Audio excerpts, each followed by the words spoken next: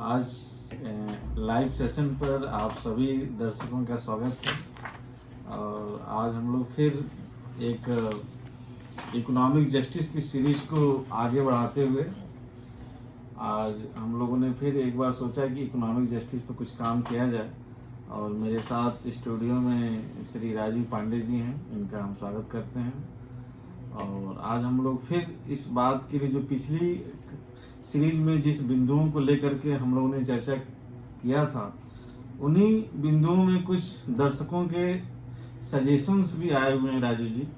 और उस सजेशन के साथ साथ जो है हम लोगों को अपनी इकोनॉमिक जस्टिस को कैसे आगे बढ़ाना है, तो एक बात तो मेरे समझ में आ गई है कि अब हमारे जो दर्शक हैं, यूट्यूब के जो दर्शक हैं, जो राजीव सर के जो फेसबुक के दर्शक हैं और जो अन्य साधनों से हमारे साथ जुड़े हुए हैं, वो सभी लोग इंटरेस्टेड हो रहे हैं कि वास्तव में इकोनॉमिक जस्टिस है क्या। तो मैं चाहूँगा कि राजू सर का एक थोड़ा सा परिचय हो जाए, उसके बाद हम लोग इस सीरीज को कंटिन्यू करेंगे। राजू जी प्लीज़ अपना, क्योंकि हर बार हमारे नए दर्शक जुड़ते हैं तो उनको ये जानना चाहिए कि जो है राजीव पांडे जी कौन है। तो इस वजह से मैं चाहता हूँ कि आपका जो है एक सारगर्भित छोटा सा परिचय हो जाए, उसके बाद आगे हम लोग बढ़ते हैं। तो मैं राजीव पांडे हूँ। मैं म्यूचुअल फंड्स का ब्रोकर हूँ। लाइफ इंश्योरेंस और जनरल इंश्योरेंस और हेल्थ इंश्योरेंस वगैरह, फिजिकल शेयर्स को कन्वर्ट करना, डीमैट अकाउंट वगैरह भी, ये सब मेरा काम है। और मैं इसके पहले मैंने 26 साल बैंक में नौकरी की, जिला सहकारी बैंक में, SBM था ये। बाकी मैं लखनऊ में रहता हूँ। पांडे इन्वेस्टमेंट्स मेरी फर्म है। मैं विधानसभा मार्ग पे SBI है, उसके ग्राउंड फ्लोर पे मेरा ऑफिस है, रतन स्क्वायर के अपोजिट, और बापू भवन और आकाशवाणी के बगल में। तो ये तो मेरा हो गया। चूँकि हमारे फेसबुक पे भी आप हैं डॉक्टर साहब, तो आपका परिचय एक बार आप दे दीजिए। क्योंकि जी मेरा नाम डॉक्टर मुकेश यादव है और मैं लॉ से PhD हूँ। और विभिन्न विषयों पर मैंने नेशनल और इंटरनेशनल लेवल के जो सेमिनार हैं, रिसर्च पेपर वगैरह हैं, उसमें मैंने पार्टिसिपेट किया है। और बेसिकली मैंने लगभग 10 साल के आसपास जो है एक एज ए टीचर के रूप में काम किया, जो असिस्टेंट प्रोफेसर लॉ में विभिन्न विश्वविद्यालयों में विजिटिंग फैकल्टी के तौर पर भी रहा मैं। और मैंने राजू जी 2 किताबें भी लिखी हैं। एक किताब जो है राष्ट्र निर्माण के साथ हम रोजगार कैसे करें, और उसमें मैंने मैक्सिमम मेरा समय जो है इकोनॉमिक जस्टिस पर ही बिता है। उस किताब में बहुत सारे लोगों की रियल स्टोरी जो का जिक्र किया है मैंने, और लगभग 245 के आसपास रियल स्टोरी हैं, जिसमें लोग अपने काम के द्वारा राष्ट्र का निर्माण कैसे कर सकते हैं। और वह किताब मेरे अमेजॉन वेबसाइट पर भी उपलब्ध है। आप लोग डॉक्टर मुकेश यादव के नाम से सर्च करेंगे तो अमेजॉन वेबसाइट पर आपको मिलेगा। टाइटल है राष्ट्र निर्माण एवं रोजगार। दूसरी किताब मेरी ऑफिशियल डेविएंस करके है, जो सामान्य भाषा में हम बात करें तो उसको जो भ्रष्टाचार से रिलेटेड कानून का जिक्र है। उसमें जैसे आप किसी ऑफिस में जाते हैं और आपका एम्प्लॉय आपसे मिसबिहेव करता है, आर्ट बिहेवियर करता है आपके साथ, तो आप एज ए भारत के नागरिक होने के नाते आपको क्या करना चाहिए, कौन से अधिकार हैं। और मैंने उस किताब में यह सजेस्ट किया है, सरकार को अपना सुझाव भी दिया है कि ऐसे मिसबिहेव को जो कानून के दायरे में लाया जाना चाहिए और इस पर तत्काल एक्शन की ज़रूरत है। क्योंकि दिन पर दिन जब इंडस्ट्री में हम लोग जाते हैं, जब नौकरी पेशे में जाते हैं, तो कार्यालय बहुत खुल रहे हैं राजू जी, और वहाँ पर जो है बिहेवियर बहुत बड़ा मुद्दा है। गुस्सा किसी और का है, घर का गुस्सा है, आप ऑफिस में निकाल रहे हैं। तो ये बहुत सारे मुद्दों का उस किताब में जिक्र है। तो ज़्यादा ना कुछ कहते हैं, अब हम लोग सीधे राजू सर से मुखातिब होना चाहेंगे। मुकेश साहब, ये आपकी इकोनॉमिक जस्टिस पे बात होती है, तो ये कैसी सीरीज आपने चलाई हुई है?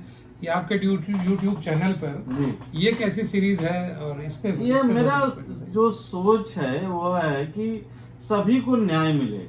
और सभी को न्याय जो है, भारतीय संविधान जो 3 तरीके के न्याय की बात करता है। पहला न्याय आपका जो है आर्थिक, राजनीतिक, सामाजिक, 3 तरह के न्याय की बात होती है। और जहां तक मेरा जो प्रेजेंस ऑफ माइंड ये कहता है, यदि हम लोग इकोनॉमिक जस्टिस को फोकस कर लें, यदि आर्थिक न्याय पर हम काम कर लें, तो ये 2 न्याय जो शेष बचे हैं, जो सामाजिक न्याय और राजनीतिक न्याय, ये दो न्याय को हम लोग आसानी से पा सकते हैं। तो जो संविधान का जो गोल है, जो हमारे संविधान के जो फ्रेमर थे जिन्होंने संविधान बनाया, बहुत मेहनत के साथ बनाया, तो उनकी जो मूल भावना थी कि वो 3 तरीके की जस्टिस हम दें, और 3 तरीके की जस्टिस हम आज भी पाने के लिए संघर्ष कर रहे हैं। तो यदि हम लोग इकोनॉमिक जस्टिस पर यदि फोकस कर दिया जाए तो सोशल जस्टिस और पॉलिटिकल जस्टिस दोनों को आसानी से पाया जा सकता है, ऐसा मेरा सोचना है। और किसी और का अपना अपना अलग अलग व्यू हो सकता है, लेकिन 80% यदि समस्या का समाधान इकोनॉमिक जस्टिस ही है, तो उसी पर हम लोग चर्चा करने के साथ साथ उसी कड़ी को आगे बढ़ाने का आप लोगों को समझाना चाहते हैं हम लोग कि इकोनॉमिक जस्टिस को यदि आप पा जाते हैं तो निश्चित ही हमें पूरा विश्वास है राजीव जी कि हम लोग सामाजिक न्याय और राजनीतिक न्याय को भी पा सकते हैं। तो यह बहुत महत्वपूर्ण कंटेंट है, और इस महत्वपूर्ण कंटेंट में हमारे साथ senior branch manager Shri Rajiv Pandey ji हैं, जिन्होंने बहुत लंबे अरसे तक एक बैंक में सेवा करी, और उस सेवा का फायदा हमें भी मिल रहा है व्यक्तिगत तौर पर। मेरी खुद की अपनी अर्निंग के तौर पर भी राजीव जी का काफी योगदान है, और उस पैसे को कैसे वेल्थ के रूप में आगे बढ़ाया जाए। और आप लोगों के लिए भी एक बेहतर चांस है कि ऐसे व्यक्ति जो भी हमारे दर्शक, जैसे फेसबुक से राजीव जी के फेसबुक से जो लोग जुड़ रहे हैं, कोई जरूरी नहीं सब लोग भारत के ही हो, सब लोग लखनऊ के हो, सब लोग उत्तर प्रदेश से हो, जहां से भी आप लोग जैसे भी देखना चाहें तो हम लोग अवेलेबल हैं, और उस पर आप लोग सवाल भी पूछ सकते हैं। तो राजीव जी, एक सीधा सा सवाल है, आप बैंक में काम किए, क्या आर्थिक न्याय या जो इकोनॉमिक जस्टिस सिर्फ आप ही को चाहिए कि आपके आने वाली जनरेशन को भी चाहिए? सभी को चाहिए। तो आगे आने वाली जनरेशन के लिए आप क्या कर रहे हैं कि उनको इकोनॉमिक जस्टिस कैसे मिले?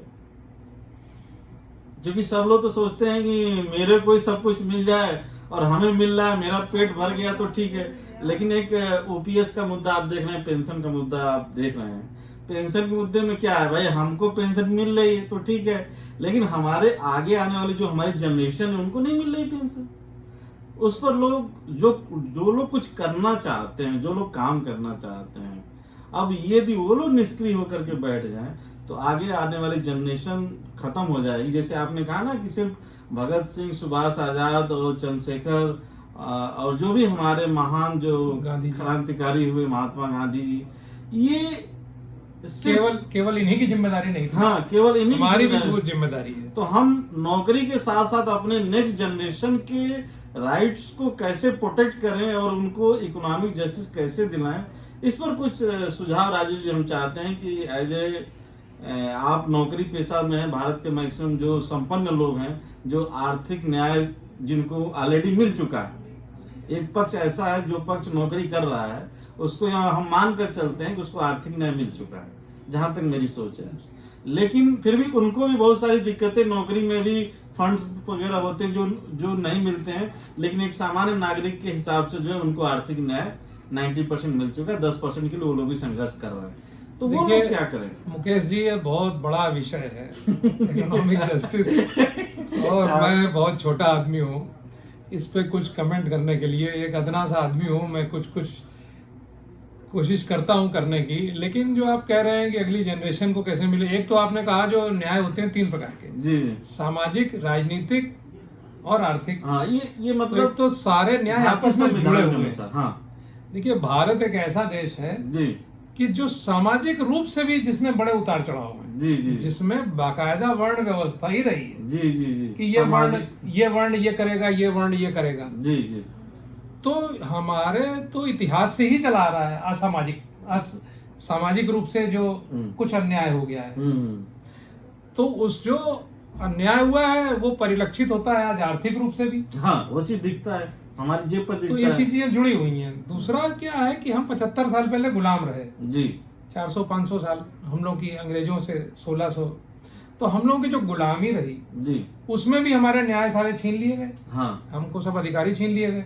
तो न्याय हमारे लिए बड़ा दूर का विषय हो गया, बड़ी दूर की कौड़ी है न्याय की। जी जी, अब जो न्याय आया भी कहीं से, आजादी किसी तरह ली भी गई, तो वो आजादी में बार बार मेरा एक बन गया है डायलॉग कि मैं बोलता हूँ आजादी तो आई लेकिन वो खजूर के पेड़ की तरह वहीं अटक गई है, यहाँ तक पहुंची नहीं। तो न्याय किसी भी प्रकार का अभी तक पहुंचा नहीं है, ना तो सामाजिक पूरा हो पाया, ना तो राजनीतिक पूरा हो पाया। न तो आर्थिक पूरा हो पाया मतलब है। अभी हम लोग बहुत काम करने की जरूरत है। हाँ, तो जैसे आज की पीढ़ी के सुभाष गांधी हम ही लोगों को बनना है। अब हमारी हिम्मत है कि हम बन सकते हैं कि नहीं बन सकते हैं। तो चलिए, हाँ। हमने तो सोचा हम आधा परसेंट 0.001% हम अपने अगर तरफ से जो बन सुधार जाए, किया जाए। जो हम कर रहे हैं खतरे लेकर के। मैं सोशल मीडिया पे एक्टिव रहता हूँ, मैं खतरे लेकर के बोलता रहता हूँ। आपको पता है कि हम लोग जो है, मैं अन्ना आंदोलन में रहा, शुरू से मैं अन्ना आंदोलन में रहा। मैंने भ्रष्टाचार का विरोध किया। आम आदमी पार्टी के संस्थापक सदस्यों में से हूँ। नाम तो नहीं है, लेकिन मैं उस समय था क्योंकि मैं नौकरी में था। तो इसी तरह से आप जो है शिक्षक प्रकोष्ठ है आम आदमी पार्टी का, उसके आप प्रदेश के। तो ये सब चीजें जो हैं चीजें रही, हम अभी तक उससे जुड़े हैं। बाद में मैंने जो ये अपना बिजनेस ही कर लिया है। तो हम आर्थिक न्याय, सामाजिक, सब पे लड़ ही रहे हैं, सब लोग कर ही रहे हैं हम लोग। तो है क्या कि जैसे अगर हमको आर्थिक न्याय में एक विषय जी हमको लिया, एक सामाजिक सुधार के थे, एक सोशल एक्टिविस्ट थे। उन्होंने कहा था जीवन के बाद, मैं जब जीवन खत्म होगा तब देखूंगा अगर संसार में उसकी एक बूंद भी कम कर पाया बुराई की, तो भी मुझे लगेगा अच्छा है। तो वही मेरा प्रयास है। तो आर्थिक न्याय में थोड़ा बहुत जो हम काम कर रहे हैं, तो एक काम हमारा ये है कि डॉक्टर साहब, कि हम विषमताओं को दूर कर रहे हैं आर्थिक। तो क्या है, अगर आप देखें कि एक ऑक्सफैम की रिपोर्ट है, इनइक्वालिटी पे है, असमानता जो है आर्थिक में, उसके ऊपर रिपोर्ट है। तो मालूम चलेगा कि बड़ी असमानता है, कोई तो बहुत पैसे वाला है, कोई नहीं है। तो एक तो हर तरफ से जो जो काम हो रहा है या नहीं भी हो रहा है, लेकिन अपना हमने एक काम ये पकड़ा कि जो भारत के बड़े उद्योगपति हैं जी, उनके जो शेयर्स हैं जी, उनको देखिए सभी को खरीदने की आजादी है। पहले क्या था, जैसे एमआरएफ का शेयर 1 लाख का है इस समय, एक शेयर, ये बहुत बड़ी बात है जी। तो क्या है कि पहले ये था कि डीमैट अकाउंट नहीं था और शेयर एक ही खरीद सकते, आधा तो ले नहीं सकते थे। राकेश द्विवेदी जी ऑनलाइन है, तो 1 लाख रुपए का आपको स्वागत है उनका भी, और खास करके जय जायसवाल जी का स्वागत है। और हम लोगों के साथी ललित तिवारी जी का भी स्वागत है, वो भी आए। तो मैं ये कह रहा था कि तो फिर बाद में जब डीमैट अकाउंट आए तब ये हो गया कि भाई अब थोड़े से तो आप जो है वो शेयर्स ले सकते हैं। उसके बाद म्यूचुअल फंड्स आए, उन्होंने कहा कि 5,000 भी दे दीजिए, 100 रुपए भी दे दीजिए, वो डिस्ट्रीब्यूट कर लेंगे, क्योंकि वहां तो पैसा हो जाता है उनके पास 500, 1,000 करोड़, 10,000 करोड़। बड़े फंड 55,000 करोड़ के आसपास के हैं कुछ।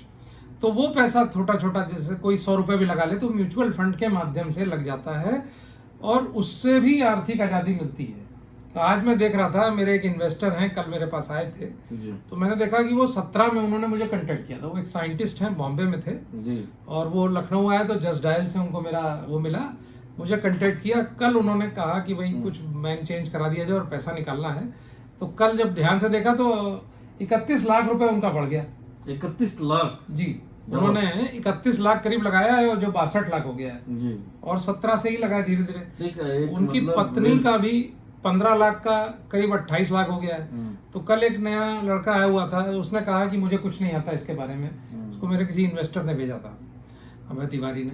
तो उसने कहा मुझे तो कुछ पता नहीं, नया यंग इंजीनियर है जी। तो उसने कहा, तो उन्होंने ही खुद ही बताना शुरू कर दिया कि देखिए मेरी पत्नी को तो 15 लाख लगा था, 28 लाख हो गया जी। तो कल तो मैं बिजी था, आज मैंने अभी देखा थोड़ी देर पहले, तो देखा कि 5-6 साल की ही बात है, 17 से ही उनसे मुलाकात हुई है, 18-19 से। तो इधर ही पैसा उनका इतना बढ़ गया। तो इस प्रकार से ये आर्थिक न्याय ही है। अभी क्या है, उनके बेटे की शादी है जी। और वो 20 लाख निकालने की सोच रहे हैं। तो मान लीजिए कि उनके पास करीब इस समय शायद 90 लाख है। हाँ, तो 90 लाख में से 20 लाख निकाल देंगे तो पेंशन में मिल रही है, खुद ही बता रहे थे, पीपीएफ में उनके पास है। तो ये सब चीजें हैं, तो उसमें उनको फायदा हुआ। तो आर्थिक न्याय इसी तरीके से होता है कि आप जहां फायदा है, पहली बात तो मिले। अब क्या है कि भारत में शेयर मार्केट में आर्थिक न्याय, घोटालों को छोड़ दें, थोड़े थोड़े अंदर के कुछ होते रहते हैं, तो खेल कुछ बड़ी हाँ, वो कुछ होता रहता है। कंपनियों के बोर्ड में भी बड़े चेंजेस किए गए। तो अब कंपनी के बोर्ड्स में भी लगातार कंपनीज एक्ट में रिफॉर्म्स हो रहे हैं, तमाम प्रकार के रिफॉर्म्स हो रहे हैं। तो जो आर्थिक आजादी दिलाने के लिए काफी कुछ चल रहा है। हाँ। तो इसमें जो लोग पार्टिसिपेट कर रहे हैं, देखिए भारत इस समय 75 साल हो गए आजादी हुए, और आप समझिए कि अभी 25 साल बाद 100 साल हो जाएंगे। अभी भी हमने 75वां वर्ष का सेलिब्रेशन लगातार चल ही रहा है जी। तो क्या हम जो उपलब्ध व्यवस्थाएं हो चुकी हैं अब देखिए 1964-68 से यूटीआई वगैरह का काम करना शुरू अमृतकाल हुआ। का भी सरकार ने एक घोषणा करी, अमृतकाल अमृतकाल। वो कितना है कितना नहीं है तो अलग बात है, लेकिन चीजें हैं। तो क्या आप म्यूचुअल फंड से जुड़ सकते हैं, क्या आप उसका फायदा उठा सकते हैं, आप 100 रुपए भी लगा सकते हैं, प्रति माह आप लगा सकते हैं। तो ये सब करके आप अपने हिस्से का आर्थिक न्याय पाने के प्रयास कर सकते हैं कि ऐसा ना हो जाए कि भारत का जो एक अमीरों का ही क्लब हो, बॉम्बे में ही हो, गुजरात में ही हो, वही तो पैसा कमाएं और हम लोग उससे न जुड़ पाए। तो हम लोगों को उससे जुड़ना छोटा सा सवाल है कि भाई हमारी आर्थिक विकास दर दिन पर दिन बढ़ रही है, हमारे यहाँ सड़कें बन रही हैं, नो डाउट है, हॉस्पिटल बन रहे हैं, स्कूल बन रहे हैं, विद्यालय बन रहे हैं, बड़े बड़े ऑफिस वगैरह बन रहे हैं, तो इसका मतलब कि हमारी अर्थव्यवस्था मजबूत हो रही है। हाँ मजबूत हो रही है। उस मजबूत अर्थव्यवस्था में एक आम आदमी कैसे पार्टिसिपेट कर सकता है, इस पर थोड़ा हमारे दर्शकों को बताइए कि एक आम इन्वेस्टर कैसे उसमें अपने आप को भाई- बढ़ती अर्थव्यवस्था में उसको क्या मिले। भाई देखिए, जब अर्थव्यवस्था बढ़ रही है और भारत इस समय विश्व में सबसे ज्यादा जीडीपी वाला देश हो रहा है, और हो सकता है कि बड़े देशों में हमसे बराबर जीडीपी अगले 7, 8, 10 सालों तक कोई न लाए, क्योंकि चाइना को डाउन करने के लिए भी क्वाड संगठन वगैरह काम कर रहा है। अभी हमारे प्रधानमंत्री अमेरिका में संगठन समझौते सब हो रहे हैं, तो लगातार तो इसमें बहुत अपॉर्चुनिटीज आ रही हैं, सड़कें बन रही हैं तो उसको सड़कों का गिट्टी सप्लाई करने वाला है, बालू मोरंग, सीमेंट एक तो वगैरह। वो सब चीजें हैं। और दूसरा ये है कि आप घर बैठे बैठे कुछ करना है, छोटी अगर धनराशि है तो आप म्यूचुअल फंड्स में आप इन्वेस्ट कर लीजिए। तो जो जिन कंपनियों को, जैसे मान लिया लार्सन एंड टूब्रो है, ये इन सब कंपनियों को जो प्रोजेक्ट्स मिल रहे हैं, तो ये जो कंपनियों को प्रोजेक्ट्स मिलते हैं तो वो सब म्यूचुअल फंड कंपनीज इनको खरीदती हैं। ये जरूर आगाह करना चाहता हूँ लोगों को कि चलते समय जैसे कि हमको गिरना नहीं है, हमको चोट नहीं लगनी है, हम चोटिल ना हो जाए, तो म्यूचुअल फंड्स में ही आइए, शेयर्स में मत जाइए। तो डॉक्टर साहब यही तरीका है इसमें, मतलब कि लोग इससे बढ़ती जुड़ें। हुई अर्थव्यवस्था में यदि हम लोग भी अपने वेल्थ को बढ़ाना चाहें तो एक अभी सबसे जैसे बड़ी- मैंने कहा ना, 3-4 साल में 31 लाख के 62 लाख हो गए। जी अब ये कितना मैंने देखा कि 3 साल में करीब उनका CAGR 30% के आसपास है, जी मतलब 30% की आर्थिक वृद्धि। तो ये चीजें हैं। अब थोड़ा सा बस अपने बिल से निकलना पड़ेगा, बाहर आदमी को जाना पड़ेगा। जैसे एक मैं ही हूँ आर्थिक सलाहकार, मुझसे ही मिलना पड़ेगा।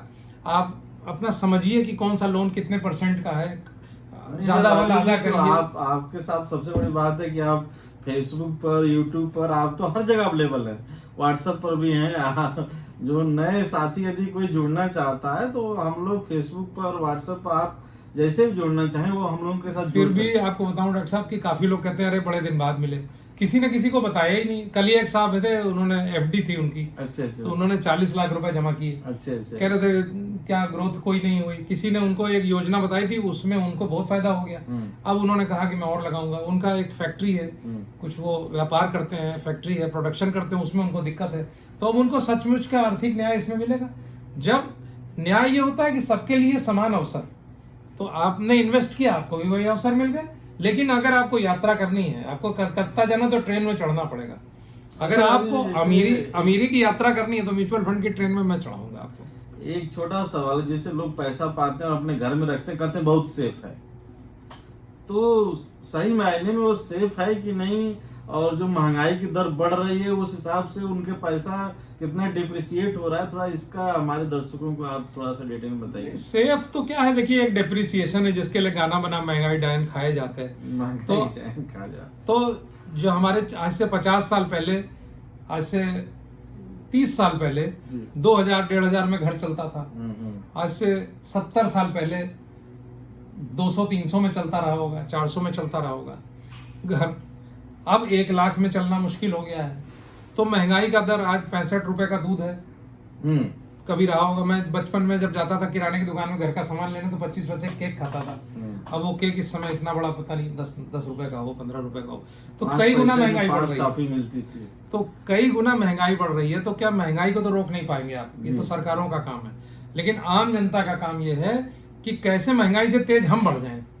तो वो उसके लिए एक इन्वेस्टमेंट है डॉक्टर साहब, एक ये तरीका है। बाकी तो आपका विषय बहुत व्यापक है, आर्थिक आजादी, तो उसमें तो बहुत बातें हैं, लेकिन एक तरीका ये भी है। तो हम लोग फिर वहीं पर आते हैं राजीव जी, जो आपने पहला वर्ड इस्तेमाल किया था कि महात्मा गांधी, सुभाष चंद्र बोस, चंद्रशेखर, अशफाक उल्लाह खां, सरदार भगत सिंह।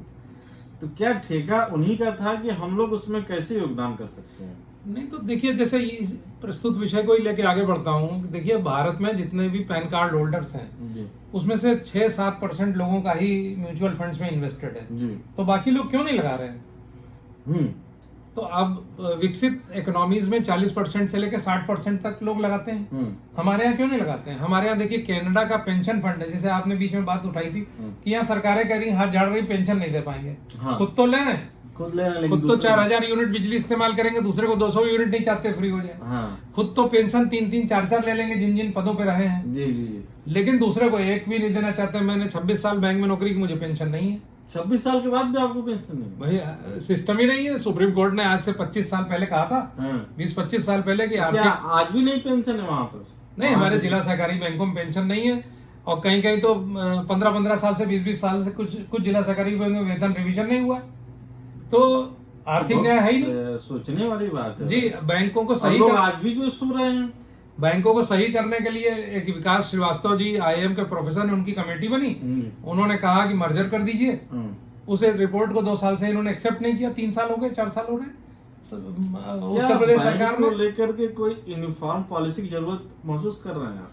नहीं, यूनिफॉर्म पॉलिसी का नहीं मतलब है। पॉलिसी तो अलग अलग है, मतलब मेन पॉलिसी यूनिफॉर्म हो सकती है। जैसे एक लेकिन वेलफेयर पॉलिसी होती है जो जनता से रिलेटेड वेलफेयर, तो ये तो स्टेट गवर्नमेंट और सेंट्रल गवर्नमेंट की जिम्मेदारी है कि हम एम्प्लॉय को और आम जनता को एक यूनिफॉर्म वेलफेयर पॉलिसी दें। देखिए, मैं बताता हूँ आपको। देखिए, एक तो स्टेट है हमारा राष्ट्र, राज्य जी। ये हमारा वेलफेयर स्टेट है, जी। सबको न्याय देना है। तो इनको अपने पास से न्याय देना चाहिए। जैसे अभी भारत सरकार 2000 रुपए किसानों को शायद 2 बार साल भर में सब्सिडी दे रही है। जैसे हमारे मोदी जी बोलते हैं 80 करोड़ लोगों को राशन मिल रहा है। तो ये सब राज्य का तरीका है। वेलफेयर का मतलब कि भूखे नहीं मरने देंगे। दिल्ली के मुख्यमंत्री ने इलाज फ्री कर रखा है। वो कहते हैं कि हाँ, वो कहते हैं कि ये सब चीजें हम दे देंगे, क्यों कोई मर जाए पैसे की कमी से। अन्य राज्यों में भी 5 लाख रुपए तक का इलाज है, जो बहुत लेकिन गरीब है उनके लिए। बीच वालों को कोई नहीं, पास स्कूटर नहीं है, जिनके पास हाँ मोबाइल तक नहीं है उनको। तो ये सरकारें कोशिश कर रही है, लेकिन एक बात है, सरकार अपने जो अंग बनाती है, जैसे अपनी कोई कंपनी खड़ी करती है, तो सरकार को उससे वेलफेयर नहीं कराना चाहिए। हाँ, देखिए, 2 बातों में अंतर है, बड़ा गूढ़ मैटर है, इकोनॉमिक पॉलिसी की बात है कि एक है भारत सरकार, दूसरा है एसबीआई। एक उदाहरण ले लीजिए, बड़ा बैंक। तो एसबीआई को पूरी तरह प्रोफेशनली चलना चाहिए, तभी वो आगे बल्कि अपना जो शेयर है सरकार को वो भी 50% से कम कर लेना चाहिए, स्वायत्तता दे देनी चाहिए जी। या रखना है तो चलो एसबीआई रख लें, लेकिन बाकी बैंकों को फ्री कर दें जी। और एसबीआई में भी कोई इंटरफेरेंस ना करें। अगर चाहते हैं कि एजुकेशन लोन देना है, किसानों को लोन देना है, तो एसबीआई को किसान चुनने की छूट होनी चाहिए कि हम किस किसान को लोन दें। जो शराब पीता है, जो दुनिया भर के नशे कर रहा है गांव में, जो हर समय वो जो नहीं खेती कर सकता, जिसको कोई आइडिया नहीं है, जिसकी आंख कान सही नहीं है, उसको भी आप लोन दे रहे हैं। जो प्रगतिशील जो लड़का है, जिसने बीएससी एग्रीकल्चर कर लिया, एमएससी एग्रीकल्चर कर लिया, या पढ़ लिख के गांव चला गया, वो कहता है मैं कोई यूनिट सेटअप करूंगा, उसको लोन नहीं दे रहे हैं आप। तो ये लोन प्रोफेशनली मिलना चाहिए, ये नहीं कि किसानों को सबको ही देना है। एजुकेशन, जो पढ़ने लायक लड़का हो, जो रिटर्न कर सके, उसको एजुकेशन लोन दे। इसके चक्कर में क्या है कि एनपीएस हो गए हैं जी। अब तो रघुराम राजन आए थे, उन्होंने एनपीए खत्म करने पे बड़ा जोर दिया। नहीं तो एनपीए हो गए, बैंक के पास पैसा जैसे दिया तो वो काम ही नहीं कर रहा, ब्याज ही नहीं मिल रहा है, तो आगे बैंक लोन नहीं दे पाता। तो सरकार के लिए मेरी ये राय है कि सरकार खुद तो वेलफेयर करे। खुद कैसे करेगी? मान लीजिए स्टेट बैंक इंडिया खूब अच्छा काम करती है, जैसे इस साल स्टेट बैंक ऑफ इंडिया को नेट प्रॉफिट हुआ 50,000 करोड़ का जी। तो 50,000 करोड़ में से वो डिविडेंड बांटेगी, भारत सरकार उसकी मूल मालिक है, तो भारत सरकार को भी डिविडेंड जाएगा। मान लीजिए उसमें से 15,000 करोड़ 25,000 करोड़ भारत सरकार को मिल गया। अब वो कमाई है ना, उसको उनको कल्याणार्थ लगाना चाहिए जी। तो जो संस्थाएं हैं, जैसे एयर इंडिया, देखिए उसको इतना बर्बाद किया, इतना परेशान किया कि एयर इंडिया बर्बाद हो गई। हाँ। अब वही टाटा के हाथ में गई, अब वो ठीक है, पहले भी वो टाटा के हाथ में थी। जी जी। तो संस्थाओं को ना बर्बाद करे सरकार जी। तो सरकार संस्थाओं को ना बर्बाद करे और संस्थाओं से वो प्रॉफिट कमाएं, सरकार को डिविडेंड दें, इकोनॉमिक एक्टिविटी बढ़ेगी। देखिए जीएसटी आएगा, तभी जाकर इकोनॉमिक, अब आप देखिए जीएसटी का कलेक्शन कितना ज्यादा बढ़ गया जी। तो सरकारों के पास फंड्स हैं, बल्कि जो अप्रयोज्य जो संपत्तियां हैं सरकार की उनको डिसइन्वेस्टमेंट करें, प्राइवेटाइज करें और इकोनॉमिक बूम आएगा भारत में। तो जब खूब आर्थिक आजादी मिलेगी लोगों तो जो गरीब है उनका विशेष ध्यान दीजिए ना जी जी। आप जितने विकलांग हैं उनको आप दे दीजिए, जितना कुछ देना है आपको उनको पेंशन दीजिए, पेंशन दीजिए, आप उनको साइकिल दीजिए, जो करना है आप बीमारों को इलाज करा दीजिए, लेकिन जनरल में संस्थाओं को बर्बाद मत करिए। जितना भी, बहुत बड़ी बात आपने राजीव सर ने कही कि देखिए जो संस्थाओं को बर्बाद न किया जाए। देखिए और यदि आप अपने लेवल पर एज ए स्टेट कोई वेलफेयर स्कीम लॉन्च करता है खुद करिए, उसका आप स्वागत करें। आप देख लीजिए LIC का शेयर आया था 800-900 रुपए का, इस समय 500-600 का है, गिर गया। तो सरकारी संस्थाएं 1 लाख पहले 10 साल 8 साल हो गए, अगर किसी ने ONGC का या सरकारी बैंकों का 1 लाख लिया था, आज 1 ही लाख है। कुछ ऐसे शेयर हैं जो 1 लाख रुपए के 1 करोड़ हो गए इस दौरान। तो some companies are wealth creator, some companies are wealth destroyer, और मोस्टली जो वेल्थ डिस्ट्रॉयर है वो कौन है? वो पब्लिक सेक्टर है। पब्लिक सेक्टर से कौन फायदा उठा रहा है? विजय माल्या और नीरव मोदी और अपना वो देश के बाहर चले जाते हैं, मेहुल चोकसी और विजय, ये सब लोग देश के बाहर भी भाग रहे हैं। तो सरकारों को आप देख लीजिए, जिला सहकारी बैंक है जैसे मैं जिसमें काम किया, क्या वो कहीं पॉली हाउस बनवा रहा है? कुछ नहीं। क्या वो गोडाउन बनवा रहा है? क्या वो कहता है डॉक्टर मुकेश आप लखनऊ में प्रैक्टिस कर रहे हैं, आप बहुत पढ़े लिखे हैं, आप एक गोडाउन हमसे बनवा लीजिए। आप यहाँ के किसान, बलिया में दिक्कत है, आप बलिया में ये कर लीजिए, आप एयर कंडीशन पॉली हाउस का हम आपको लोन देते हैं 1 करोड़ का। क्या वो कोई पेशकश कर रहा है? लोग पेशकश नहीं कर रहे हैं आगे बढ़ के। वो वही लोन है, फसली ऋण है, आप जाएंगे जहाँ शुरू किए वही, गेहूं बोने के लिए इतना, धान बोने के लिए इतना, खाद के लिए इतना, फर्टिलाइजर के लिए। तो सरकारें ठीक से काम नहीं कर रही हैं। बहुत बड़ा आर्थिक सुधार चाहिए, और जब पूरा देश अच्छा काम कर पाएगा, जब सब संस्थाएं अच्छी काम कर पाएंगी, तो लोग गरीबी रेखा से ऊपर उठेंगे, सरकार को खूब टैक्स मिलेगा, सरकार खूब वेलफेयर कर पाएगी। तो आर्थिक आजादी का जो आपका एक बार बार कीड़ा आपके पास रहता है कि ये क्यों नहीं मिल रही, तो वो इसलिए नहीं मिल रही क्योंकि आर्थिक आजादी के सारे अवयव जो आर्थिक आजादी के हैं वो चलाए नहीं जा रहे हैं, वो उससे नहीं हो पा रहा है। तो राजीव जी काफी इंटरेस्टेड लोग हैं। देखिए आपके YouTube चैनल पर भी हमारे 60-70 लोग जुड़े हुए हैं, और फेसबुक पर भी 4-5 लोग जुड़े हुए हैं। बहुत सारे सवालात भी आ रहे हैं। इसका मतलब यह है कि एक्टिविटी जो इकोनॉमिक जस्टिस को लेकर के हम लोगों की चल रही है, अब उसमें हमारे कुछ साथी सैयद मोहम्मद तकी साहब ने बहुत लंबा चौड़ा है, लेकिन दूर से पढ़ना मुश्किल है। हाँ, लेकिन अब उसको हम लोग देखेंगे धीरे धीरे। अब हमारे नए साथियों का काफी स्वागत है भाई। अब धीरे धीरे हम लोगों का जो ये मुहिम इकोनॉमिक जस्टिस को लेकर के शुरू, ज्ञान की गंगा बहनी चाहिए। हाँ, और वही है कि ज्योत से ज्योत जलाते चलो, प्रेम की गंगा बहाते चलो, राह में आए जो दीन दुखी, सबको गले से लगाते चलो। क्या बात है। देखिए तो आर्थिक न्याय तभी मिलेगा जब बहुत अच्छा माहौल होगा, जब राजनीतिक रूप से भी न्याय आएगा, सामाजिक से भी न्याय आएगा, सब तरफ से सही करना पड़ेगा, पूरे देश में खुशहाली का माहौल होगा। बाकी छोटा सा एक जो काम हम करा सकते हैं उसके लिए आप संपर्क कर सकते हैं। जैसे मान लीजिए बीमा नहीं है किसी का, अच्छे मान लीजिए किसी 40 साल के लड़के का बीमा नहीं है जी, अगर वो हताहत हो जाए, उसकी जान चली जाए, तो उसका घर जो है परिवार का तो क्या 1 करोड़ का बीमा अगर 30 साल के लड़के का है तो मुश्किल से 25,000 चाहिए। स्वास्थ्य बीमा नहीं है, कितने लोग मर गए और इलाज नहीं करा पाए कोरोना में, तो स्वास्थ्य, एक छोटा परिवार है तो 7-8 हजार रुपए में परिवार का स्वास्थ्य बीमा हो जाएगा। एक्सीडेंट है 1 लाख रुपए, 10 लाख, 1 करोड़ का अगर एक्सीडेंट का बीमा है तो अलग अलग एज में वो मुश्किल से 8,000 रुपए से लेके 12-14 हजार रुपए एज इसमें बीमा हो जाएगा 1 करोड़ का। तो क्यों नहीं लोग कर रहे हैं? क्योंकि ज्ञान नहीं है, और ज्ञान के लिए कोई करने वाले नहीं है। तो मैंने भाइयों बहन से रिजाइन कर दिया है। मैं हजरतगंज के इस ऑफिस में सुबह से शाम तक बैठता हूँ। आप लोग आइए और इन्वेस्ट करिए, इंश्योरेंसेस लीजिए, सुरक्षित होइए और आनंद पूर्वक जीवन बिताइए। कोई मदन गोपाल वर्मा जी हैं, उनका भी स्वागत है। फेसबुक बहुत सारी चीजें मतलब बहुत महीन अक्षरों में रहता है राजीव जी। तो मेरी जो वेबसाइट है वो pandeyinvestments.com है, और मेरा एड्रेस है SBI का ग्राउंड फ्लोर है, 19 विधानसभा मार्ग, आकाशवाणी के और बापू भवन के बगल में, रतन स्क्वायर के सामने, लखनऊ में। तो आप लोगों का स्वागत है। और मेरा मोबाइल नंबर है, धीरे मोबाइल नंबर बोलिएगा राजीव जी। 94 154 59 218। तो आप इस पे, मेरे असिस्टेंट है मोनू जी, उनका नंबर है 955 911 4000। तो आप इन सब नंबरों पे बात कर सकते हैं। आप आर्थिक आज़ादी के लिए आइए।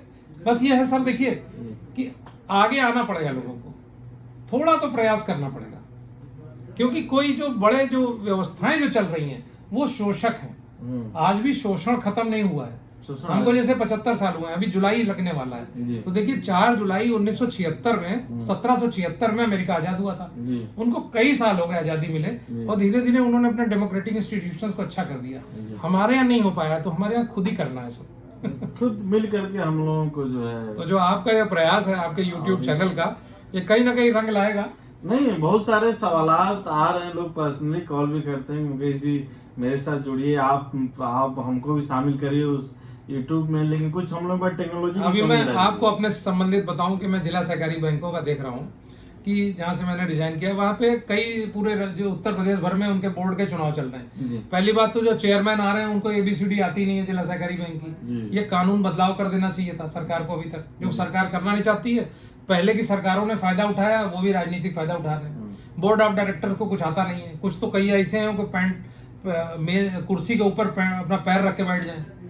तो ऐसे ऐसे लोग डायरेक्टर बन रहे हैं, सोचने वाली बात। बनते हैं। जो साइन नहीं कर सकते वो बैंक के चेयरमैन बन चुके हैं। उनको दूसरा बताता है ऐसे साइन करो, ऐसे बनाओ ऐसे बनाओ का एक ये व्यवस्थाएं रही हैं। और आप देख लीजिए कि इन बैंकों को मर्जर नहीं किया, इनको ठीक नहीं किया। तो आप, अच्छा और एक चीज जो बोलना चाहता था, बोलिए था कि मेरे पास सूचनाएं आ रही हैं कि किसी जिले में जितने डायरेक्टर हैं सब निर्विरोध, और सब जगह लिखा है राजनीतिक पार्टी भाजपा।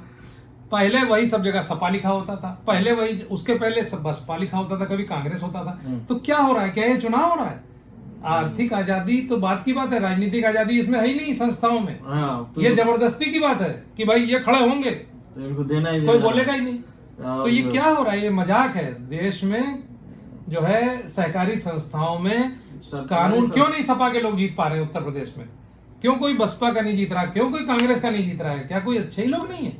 कहीं नहीं है, सब विरोध। अच्छा, भाजपा के भी 2-4 क्यों नहीं खड़े होते? पार्टी संबल पर नहीं होता है चुनाव, अलग अलग लोग खड़े होते हैं, खाली समर्थक की बात होती है। तो कई लोग क्यों नहीं खड़े हो रहे हैं? गाँव का होता है भाई, छोटी सोसाइटियां हैं, तो सब कब्जा है सर, पूरा सब जगह कब्जा है। संस्थाओं पे कब्जा कर लो, उनके ऑफिसेज हैं, उनके चेयरमैन को गाड़ी मिलती है, चपरासी लोग मिल जाते हैं, तो सब लोग मजा कर रहे हैं। इसी तरह जितने पब्लिक एंटरप्राइजेस हैं, अब ONGC में देख लीजिए, ऐसे ऐसे डायरेक्टर हैं जिनको ABCD नहीं आती उसकी। ये वास्तविकता है सर, इसको तो इसी प्रकार से जितने भी सार्वजनिक संस्थाएं हैं उनमें जो उनमें चेयरमैन जो है पॉलिटिकल लोगों को बना दिया जाता है कि 20 साल से राजनीतिक लगे हुए हैं, मंत्री तो बना नहीं सकते, लाओ इनको बना दें। अरे तो भाई देश सेवा करनी है तो आप बेस्ट लोगों को बनाइए। जो संस्थाएं लोग हैं जो काम कर सकें अच्छे तरीके से, जो संस्थाएं काम नहीं कर रही हैं, उस पॉलिसी को समझें। जो संस्थाएं काम नहीं कर सकती, अच्छा नहीं कर पाए, उनको प्राइवेटाइज करिए, उनको मर्ज करिए, उनको सेल कर दीजिए। अब एयर इंडिया अरबों खरबों का घाटा करने के बाद इन्होंने एयर इंडिया को बेच दिया। बताइए, आज से 20 साल पहले बेच दिए होते, कम घाटा हुआ होता ना, एम्प्लॉइयों का नुकसान हुआ। यही सब है, जो काम सरकार कर सके वो करे, केवल सबको सुविधा दे, सब लोग कमाएं, सब लोग टैक्स दें, सब लोग उन्नत हो, सब लोग अच्छे खूब सारा GST आए, खूब सारा इनकम हमारा टैक्स। लोकतंत्र मजबूत होना चाहिए। लोकतंत्र देख, सब सारे न्याय आपस में जुड़े हैं डॉक्टर साहब जी। तो यही सब है जो मेरे छोटे आज छोटे के वीडियो में बहुत सारे दर्शकों ने सवाल भी किए हैं, उनका जवाब राजू जी जब आप खाली होइएगा तो अपने फेसबुक चैनल पर जो आपके सवाल आए हैं उनका जवाब आप दे दीजिए। दे दूंगा। अब लोग असल में क्या है ना कि लोग के जानकारी नहीं, जैसे म्यूचुअल फंड्स में लोग डरते हैं जी। अब जैसे कोई रिटायर हुआ, उसने अगर 10 साल पहले अगर 5, मैंने कल देख रहा था, क्या देख रहा था, 9 लाख रुपए लगाए थे 20 साल पहले, और उन्होंने 4,500 के आसपास निकाले 20 साल से, तो आज उस 9 लाख की वैल्यू करीब 50 कितने करोड़, मैं भूल गया थोड़ा, तो करोड़ों में है, 10 करोड़ 20 करोड़ के आसपास है। तो इस तरीके से पैसा बढ़ रहा है, लेकिन लोग जो है समझना नहीं चाहते, बैठना नहीं चाहते, डरते हैं। अरे भाई 2,000 लगाओ ना, 20,000 लगाओ, 10,000 से तो देख लो क्या ग्रोथ है। तो अब तो ये तो 500 से भी स्टार्टिंग है राजू जी आपके। तो लोग समझना नहीं चाहते हैं, लोग अपने अपने बिलों में घुसे हुए हैं, शंकाओं से ग्रस्त हैं, ज्ञान नहीं प्राप्त करना चाहते। हमारा टेलीविजन का न्यूज चैनल्स हैं, राजू सर की चाय भी नहीं पीना चाहते। हाँ भाई, फ्री की चाय है, वही आके पी लीजिए। राजीव सर की चाय के लिए आप लोग कभी भी आ सकते हैं, वेलकम है आप सभी लोग। तो आप छोटे छोटे 2,000 रुपए 20 साल किसी ने जमा किया तो 1 करोड़ हो गया SIP में। अब आप बताइए कितना सरल है। और राजू जी आम आदमी है जो एक कॉमन मैन होता है जो झूठ देखिए आजकल के समाज में जो झूठ बोल रहे हैं उनका बहुत चल रहा है दुकान में। जी जी है ना, हम लोग सच्चे आदमी हैं, कोई चीज झूठ कभी बोला ही नहीं, रिकॉर्ड है, शायद ही कोई बता दे। सार्वजनिक रूप से फेसबुक पे भी हूँ, कोई लिख दे उसके ऊपर कि मैंने कुछ झूठ बोला। जी तो जो झूठ बोलते हैं उनकी दुकानें चल रही हैं, कलयुग घनघोर है। बहरहाल ये एक तरीका है जिससे आप इसमें रास्ता निकाल सकते तो हैं। चलिए राजू जी, हम लोग वीडियो काफी लंबी हो रही है, दर्शक क्या किया जाए, विषय ही लंबे हैं। तो एक एक चैनल को मैं चाहूंगा कि पहले आप फेसबुक को बंद करिए, उसके बाद दूसरे को आप बंद करिए, फिर तीसरे को लास्ट में। जी जी जी। तो राजू जी नमस्कार। दर्शकों नमस्कार। दर्शकों को नमस्कार। अपनी प्रतिक्रिया आपने लिखिएगा। अपना विशेष समय हम लोगों को दिया, इस वजह thank you very much. Thank you very much आप सभी लोगों का।